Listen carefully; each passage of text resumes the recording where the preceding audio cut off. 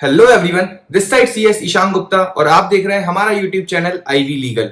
तो आज की वीडियो एक बहुत ही इंपॉर्टेंट वीडियो है। आप सभी लोगों की डिमांड थी कि मैं कोई एक ऐसी वीडियो बनाऊं जहां पर आप सभी को आपके साथ ही शेयर कर पाऊं कि सीएस कैसे प्रिपेयर करना है हमको और क्या जरूरी है करना और किस रीजन से सीएस को नहीं निकाल पा रहे हैं, या फिर अगर हमको फर्स्ट अटेम्प्ट में सीएस निकालना है तो हम क्या फॉलो करें। तो बेसिकली उन सभी लोगों के लिए मेरा एक गोल्डन रूल है।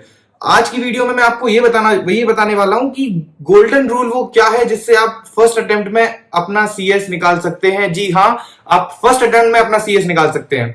तो उसमें बेसिकली तीन लेवल्स होते हैं। तो आपको अगर सी सेट है जो, फिर उसके बाद एग्जीक्यूटिव है, प्रोफेशनल है, तो आपको किसी भी लेवल को अगर फर्स्ट अटेम्प्ट में निकालना है आपको ये गोल्डन रूल फॉलो करना ही पड़ेगा। अगर आप ये गोल्डन रूल फॉलो करते हैं तो सीएस ही नहीं, आप सीए और उसके अलावा कोई भी कॉम्पिटिटिव एग्जाम आप फर्स्ट अटेम्प्ट में निकाल सकते हैं। तो बिना किसी देरी के मैं आपको बताऊंगा कि गोल्डन रूल क्या है। गोल्डन रूल सिर्फ इतना सा है कि आपको पढ़ाई इस चीज को ध्यान में रखते हुए करनी है कि मैं उस एग्जाम का डे है उससे एक हफ्ते पहले इन सबको कैसे रिकलेक्ट कर पाऊंगा। मतलब you have to prepare for a week before exam. This is the golden rule. अगर ये आप समझ गए तो आप दुनिया का कोई सा भी एग्जाम क्लियर कर सकते हैं। आपको एग्जाम के लिए प्रिपरेशन ऐसे नहीं करनी कि आप हर दिन बैठ के पढ़ रहे हैं, उसको लर्न कर रहे हैं। This is not the correct way to study. हमको हमेशा ये ध्यान रखना है कि हम जिस दिन एग्जाम देंगे उससे एक हफ्ते पहले हम इस सारा जो हमको एग्जाम में लिखना है वो रिकलेक्ट कैसे कर पाएंगे। उस स्ट्रेटेजी को अगर आप अडॉप्ट करेंगे तो गारंटी है आपको कि आप फर्स्ट अटेम्प्ट में एग्जाम निकालेंगे। तो अब एक वीक में आपको उस एक वीक की प्रिपरेशन कैसे स्टार्ट करनी है। सबसे पहले आपकी प्रिपरेशन स्टार्ट होती है एक क्लास से, ठीक है। तो आप ऑनलाइन क्लास लेंगे या ऑफलाइन क्लास लेंगे, this is again a big question. अगर आप किसी ऐसी मेट्रोपॉलिटन सिटी में रहते हैं जहां पर ट्रैफिक है और कन्वेंस की इश्यूज आते हैं तो उस केस में बेटर है कि आप ऑनलाइन ही लें, या फिर आप कोई इसको सीएस को एज अ साइड प्रोफेशन कर रहे हैं, साइड प्रिपरेशन कर रहे हैं, तो मतलब किसी और डिग्री के साथ, तो उस केस में भी आपको ऑनलाइन ही लेना चाहिए। मैंने पर्सनली ऑनलाइन प्रेफर किया था। रीजन बीइंग ये कॉस्ट इफेक्टिव है और साथ में आपका मतलब आप अपनी फिजिबिलिटी पे पढ़ सकते हो, इसमें बैरियर्स नहीं है किसी भी तरह के। तो और आपके पास ऑप्शन मल्टीपल्स अवेलेबल है, अलग अलग टीचर के डेमो देखो, कोई सी भी क्लास सिलेक्ट कर लो। तो ऑनलाइन क्लास आपको लेना है मेरे प्रेफरेंस के अकॉर्डिंग। अगर आपको ऑफलाइन जमता है तो दैट इज ऑल्सो फाइन। तो ऑनलाइन ऑफलाइन में से आप कोई सी भी एक क्लास सिलेक्ट करेंगे। इसके बाद आप सबसे जरूरी चीज है कि आपको अपने खुद के नोट्स बनाना है। मैं अब आपको बेसिकली वो एक वीक पहले की प्रिपरेशन कैसे करोगे वो पूरी स्ट्रेटेजी समझाने जा रहा हूं। तो आप ध्यान से सुनिएगा। अगर ये आपने सुन लिया तो मैं इस बात की गारंटी लेता हूं कि आप फर्स्ट अटेम्प्ट में क्लियर कर लेंगे। कोई भी बच्चा हो वो क्लियर कर लेगा। तो सबसे पहले आपको क्लास सुनना है। क्लास में आप जो ऑनलाइन सुनो या ऑफलाइन सुनो, आपको उस पूरी क्लास में जो भी पढ़ा है वो आपको अपनी खुद की हैंडराइटिंग में रिटन नोट्स बनाने हैं। रीजन बीइंग कि जब आप खुद से लिखते हैं ना तो आधे से ज्यादा चीजें आपके दिमाग में चली जाती हैं। आई अग्री कि ऐसा होता है, बट आप बोलोगे कि आपको नहीं ध्यान में आता है, ठीक है। आप लिखने के बाद भी आपको कोई चीज याद तो एनीवे नहीं होती है। आई अग्री, नहीं होती है, बट वो एक सबकॉन्शियस माइंड में चली जाती है। जब आप उसको वापस से याद करोगे तो वो चीज लिंक होके आती है। इसलिए लिखना जरूरी है। तो अगर आप रिटर्न नोट्स बना रहे हैं, आप प्रिंटेड नोट्स जो कोचिंग दे रही है वो ले लो, बट वो है ऑलरेडी कॉपी पेस्टेड। कोचिंग कोई भी कॉपी नोट्स बनाती है तो वो देखो, अपन कंपनीज एक्ट पढ़ते हैं, ठीक है। सीएस में मोस्टली बहुत सारे लॉज पढ़े जाते हैं। तो लॉज ऑलरेडी पार्लियामेंट के थ्रू इनेक्ट हुए, वो एक पूरा एक्ट बन के आ गया है। उसमें से प्रोविजंस को सिंप्लीफाई करके हर टीचर नोट्स बना रही है। अब उसको टीचर की लैंग्वेज में सिंप्लीफाइड है, वो आपकी लैंग्वेज में सिंप्लीफाइड नहीं है। आपकी लैंग्वेज में जो चीज सिंप्लीफाइड होगी वो आपको समझ आएगी। तो इसीलिए उस नोट्स की लैंग्वेज को अपनी लैंग्वेज में notes banana is again an important thing. जब आप नोट्स बना लेंगे तो आपको सबसे पहले सारी सब्जेक्ट्स, आपने सपोज अगर आप एक ग्रुप लिख रहे हैं, 3 सब्जेक्ट लिख रहे हैं, तो तीनों के नोट्स कंप्लीट हो जाने चाहिए। आपके सारे नोट्स, रिटर्न नोट्स हर सब्जेक्ट के एग्जाम आने से 3 महीने पहले कंप्लीट हो जाना चाहिए। अगर 3 महीने पहले आपके एग्जाम्स के आपके पास सारे रिटर्न नोट्स अवेलेबल हैं तो उस केस में फिर आपको क्या करना है कि अब आपके पास 3 महीने बच रहे हैं। अभी आपको कोई भी चीज याद नहीं करनी है। मैं बता रहा हूं आपको, अगर आप आज देखो, अगर आप 1 साल पहले से प्रिपरेशन शुरू कर रहे हो और आप आज से अगर किसी भी चीज को लर्न करना शुरू कर दोगे तो आपको कंटिन्यूअसली 6-7 महीने तक उस चीज को गो थ्रू करना पड़ेगा। अगर आपने आज यहाँ लर्न कर लिया तो उसको आज से 20-25 दिन बाद आपको उठा के फिर से रिवाइज करना पड़ेगा। उसको फिर उसके बाद अगले 1 महीने फिर रिवाइज करना पड़ेगा, क्योंकि अगर आप नहीं करोगे तो भूल जाओगे। और अगर आप भूल गए तो वो जो आपने 1 महीने की मेहनत थी वो बेकार चली गई। इसलिए अभी अपन को याद नहीं करना है। अभी अपन को सिर्फ इतनी सी बात पे दिमाग लगाना है कि अपन को रिटर्न नोट्स बनाने। अब नोट्स बन गए, नोट्स बनने के बाद आपको उस नोट्स को 2 चीजें देखनी है। नोट्स के बाद पहला, उस नोट्स के अंदर उस नोट्स को देख के और आपको स्कैनर से कंपेयर करना है। जो सीएस के स्कैनर्स आते हैं वो past year previous year questions होते हैं। प्रीवियस ईयर क्वेश्चंस हर टॉपिक को उठाओ, उसमें प्रीवियस ईयर क्वेश्चंस देखो, उस प्रीवियस ईयर क्वेश्चंस में जो मतलब उस चैप्टर में जो प्रीवियस ईयर क्वेश्चंस आए हैं वो क्वेश्चंस कौन से टॉपिक से आए हैं वो टॉपिक अपने नोट्स में चेक करो, क्या वो टॉपिक है तो ठीक है। सेकंड टिक आपको कैसे लगाना है कि उस टॉपिक में जो उस स्कैनर के आंसर ने कवर किया है क्या वो आपके नोट्स में कवर्ड है, अगर है तो अच्छी बात है, नहीं है तो वहां से देख के इसको इंक्लूड करो। सेकंड चीज आपकी क्या है, अभी नोट्स ही बन रहे हैं बस, ठीक है, अभी कुछ नहीं याद करना है अपन को। नोट्स में क्या करना है, सेकंड चीज टीचर ने पढ़ा दिया, हमने लिख लिया, इसके बाद हम स्कैनर से उठा के जो भी प्रीवियस क्वेश्चन हैं उसके आंसर्स को इसमें इंक्लूड कर रहे हैं नोट्स में जो छूट गया है। थर्ड चीज जो करनी है हमको, जो बहुत इंपॉर्टेंट है, आपको हर कोई वीडियो वाला ये बताएगा कि आप बहुत सारे यूट्यूब वीडियोस देखते होंगे कि हमको सीएस फर्स्ट अटेम्प्ट में पास करनी है, कोई भी कॉम्पिटिटिव एग्जाम फर्स्ट अटेम्प्ट में पास करनी है।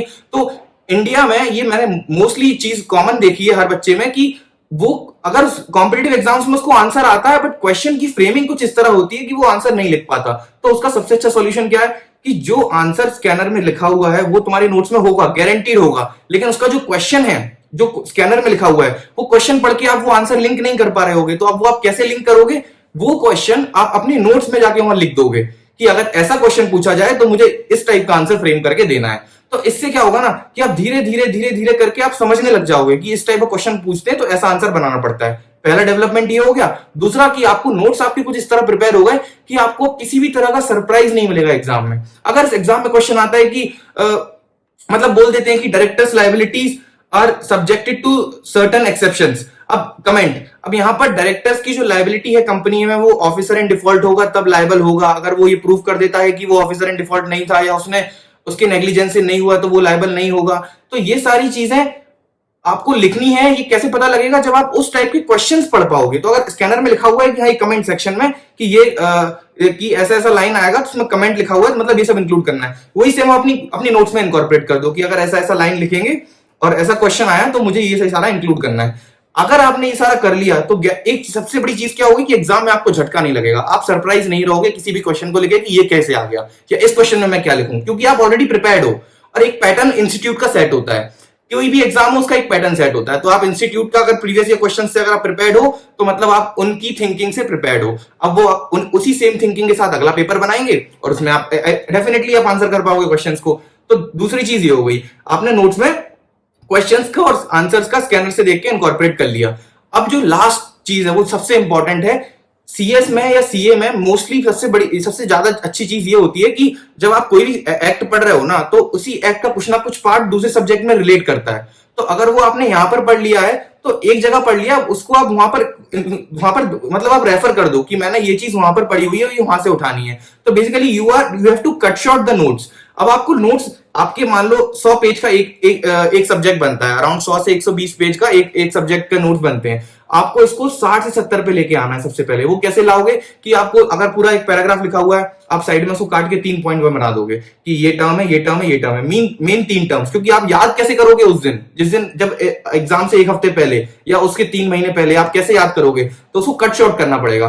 तो आप उसको कट शॉर्ट करोगे, हर पैराग्राफ को पॉइंटर्स में बना दोगे, छोटे छोटे वर्ड्स लिख दोगे।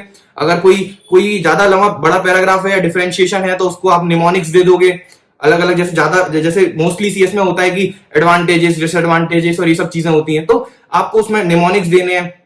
एक ऐसा निमोनिक बना लो जो बहुत कॉमन हो, कोई आपके फ्रेंड से नाम से रिलेटेड। तो आपको ऐसे करके बेसिकली नोट्स को कम करना है। इतना सारा जो पढ़ लिया है उसको छांटना है, बेसिकली उसको कट शॉर्ट करना है कुछ इस तरह से कि अब आप उसको क्योंकि अब आपको रिटेन करना है। अंडरस्टैंडिंग हो गई है, समझ गए हैं क्वेश्चन कैसे आएगा, सब हो गया। अब हमको ये सब ग्रैस्प करना है अंदर। तो अगर हमको रिटेन करना है तो हमको ये मान के चलते हैं कि हम कम से कम रिटेन कर पाए। तो कम से कम कैसे रिटेन कर सकते हैं कि जो ज्यादा से ज्यादा नोट्स हैं उसको हम कट शॉर्ट करते जाएं, और कट शॉर्ट ऐसे करें कि उसका कंटेंट भी खत्म ना हो और साथ में जो इज एंड द ये सब हटा दें वहां से। जो भी मेन वर्ड है, अगर एडवांटेजेस हैं, अगर जो भी मान लो कोई टॉपिक है, सपोज ऐसे समझ लेते कि फेमा का कोई टॉपिक है, ठीक है। अब फेमा का कोई टॉपिक है तो उसके अंदर जो लायबिलिटीज हैं, पेनल्टीज हैं, वो सारी एक चार्ट फॉर्म में बना दो, तो वो चार्ट आपके दिमाग में फिट हो जाएगा, तो उससे आप जल्दी याद कर सकते हो। ऐसे करके आपको उसको 100 से लेके 60 पेज पे लाना है, कट शॉर्ट कर करके उसी नोट्स में। बड़ा पैराग्राफ है, काट के ऊपर 2 पॉइंट लिख दिए कि इस पूरे पैराग्राफ में मर्जर एंड अमलगमेशन की बात हुई है, जहां पर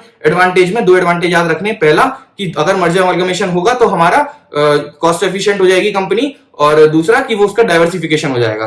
ऐसे करके आपने दो टर्म बना दिए, मतलब मैं जस्ट फॉर द एग्जांपल बता रहा हूं। तो ऐसे करके आपने उस पूरे पैराग्राफ को काट के सिर्फ दो वर्ड बोल दिए, डाइवर्सिफिकेशन कॉस्ट एफिशिएंट। अब आपको उस दिन क्या पढ़ना है, डाइवर्सिफिकेशन कॉस्ट एफिशिएंट। ये सिर्फ मेहनत इसलिए हो रही है जिससे कि हम उस दिन जब याद करें तो हमारे पास सिर्फ फाइनल क्रिस्प मटेरियल हो। अब ये कर लिया आपने, इतना जब आप करते हो ना तो इसको, इस प्रोसेस को करने में आप ऑलरेडी बहुत कुछ अपने दिमाग में ला चुके हो। तो ये हो गया, ये हो गई अपनी एक स्टेप। अब इसके बाद जब आपके पास नोट्स अवेलेबल है, आपको हमेशा याद करना शुरू करना चाहिए मेरे अकॉर्डिंग 3 महीने पहले। एग्जाम के 2 महीने या 3 महीने पहले आपको याद करना शुरू कर देना चाहिए। अगर आप 7 सब्जेक्ट लिख रहे हैं या 8 सब्जेक्ट लिख रहे हैं, मतलब 2 मॉड्यूल या 3 मॉड्यूल लिख रहे हैं, तो फिर उस केस में आपको 3 महीने पहले लर्न करना शुरू कर देना चाहिए। और अगर आप एक ही मॉड्यूल दे रहे हैं तो 2 महीने इज फाइन। तो मतलब आपको हर एक सब्जेक्ट अगर आप लर्न करो पूरी तरीके से दिन भर, तो 15 दिन में लर्न हो जाता है। 15 से 20 दिन में एक सब्जेक्ट लर्न होता है, ठीक है। तो 15 से 20 दिन में 20 दिन मान लेते हैं एक सब्जेक्ट के लिए, तो 20 दिन से करके आप ऐसे 2 महीने के अंदर अंदर 3 सब्जेक्ट खत्म कर सकते हो। अब 2 महीने में अगर आप 3 सब्जेक्ट आपने याद कर लिए, अब बेसिकली एग्जाम से 3 महीने पहले आपने लर्न करना शुरू किया, तो आप एग्जाम तक लर्न करते ही रहेंगे उसको। कैसे कि मतलब अगर आपने एक सब्जेक्ट खत्म किया, अब आपने दूसरा उठाया, फिर तीसरा उठाया, इतने में 1.5 महीना खत्म हो गया। उसके बाद वापस से फर्स्ट, सेकंड, थर्ड फिर से रिपीट किया। अब वो जब अगली बार पढ़ोगे तो कम टाइम लगेगा, तो फिर से 1 महीना खत्म हो गया। अब बचा लास्ट के 15 दिन। अब आप उसको पढ़ ही रहे हो, आप कुछ नहीं कर रहे हो, सिर्फ उसको लर्न कर रहे हो, तो वो आपके दिमाग में बैठ जाएगा। अगर आप ऐसा करोगे, फर्स्ट डे आपने फर्स्ट चैप्टर पढ़ लिया, आप सोच रहे हो कि मैं सीएस फर्स्ट टाइम निकालूंगा, फर्स्ट अटेम्प्ट में आज से लर्न करना शुरू कर देता हूं। आपने आज लर्न किया, आप चले गए पार्टी करने, उसके बाद आपने दोस्तों के साथ बातें कर ली, घर पे कुछ फेस्टिवल था वो एंजॉय कर लिया। अब पता नहीं डायरेक्टर्स लायबिलिटी कौन से दिमाग के कोने में चला गया है, तो आप भूल गए वो सब चीजें। तो मेमोरी के अंदर कोई चीज तब रहती है जब हम बार बार उसको उसी चीज से रिलेटेड कुछ ना कुछ सोचते रहे, और वो कब हो सकता है, सिर्फ एग्जाम के पहले। तो एक डेफिनेट टाइम लो, उसके पहले शुरू करो, और कंटिन्यूसली एग्जाम जब तक खत्म ना हो तब तक चलने दो। आप गारंटीड आपको लर्न हो जाएगी वो चीज। जब आपको वो लर्न होगी, आप एग्जाम में लिखोगे। अब यहाँ पर आप क्वेश्चंस के साथ प्रिपेयर्ड हो, आपको पूरी चीजें रिटेन हो गई है दिमाग में, आप फाइनल रिवीजन करके पेपर देने जा रहे हो। आप पेपर में कोई भी क्वेश्चन नया आएगा तो आप उसको देख के सरप्राइज नहीं होगे। क्यों? क्योंकि आप previous year questions already attempt कर चुके हो, सारे प्रैक्टिस कर चुके हो, और फिर आप डेफिनेटली कॉन्फिडेंस के साथ सारे आंसर लिखोगे, और आंसर लिखने के बाद आपका रिजल्ट आएगा, और वो मोस्टली पॉजिटिव होना चाहिए। क्यों? क्योंकि आपने कोई टॉपिक नहीं छोड़ा है। कोई भी टॉपिक छोड़ना नहीं है सीएस में। सीएस में कोई टॉपिक छोड़ना इज लाइक कि जो आपने छोड़ा वही आएगा, ये गारंटी है। तो इसीलिए अगर आपको छोड़ने की नौबत आ रही है कि आपको कोई छोड़ना पड़ रहा है, तो बेस्ट है कि उसका थोड़ा थोड़ा एक ग्लिम्स ले लो, कि जिससे कि अगर उससे रिलेटेड कुछ आए तो मैं कुछ बना के लिख पाऊं। इसलिए हर चीज को कवर करके जाना बहुत इंपॉर्टेंट है। और I know all this is quiet time consuming, but ये गारंटी है कि आप क्लियर कर लोगे, क्योंकि आप किसी चीज, अब कुछ बचा नहीं फैक्टर जिसके कारण आप फेल हो जाओ। मोस्टली बच्चे क्यों नहीं रह पाते हैं? क्योंकि या तो उनको एग्जाम में क्वेश्चन समझ नहीं आता है, या फिर आउट ऑफ द, वो बोलते हैं आउट ऑफ सिलेबस है।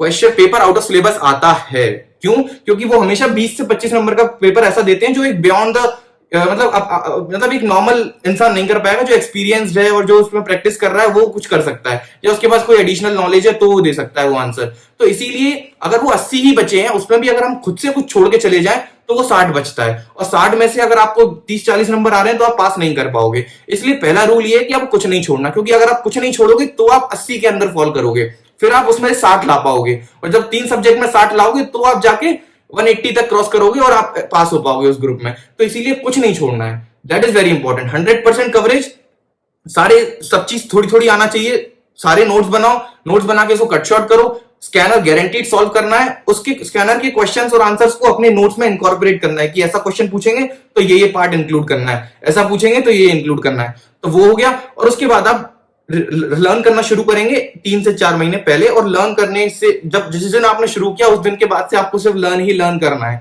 आप सब भूल जाओ, बस वो सब्जेक्ट उठाओ, लर्न करो, वो हो गया, अगला उठाओ, फिर उसके बाद वापस से पहला उठाओ। ऐसा चलता रहेगा जब तक एग्जाम नहीं आ रहे हैं। उसके बाद आप रिटेन हो जाएगा, एग्जाम लिख दोगे, गारंटीड है। तो दिस वाज ऑल अबाउट कि ये सब मेरे सीक्रेट्स हैं जो मैंने एक्चुअल में फॉलो किए थे through out my entire CS journey.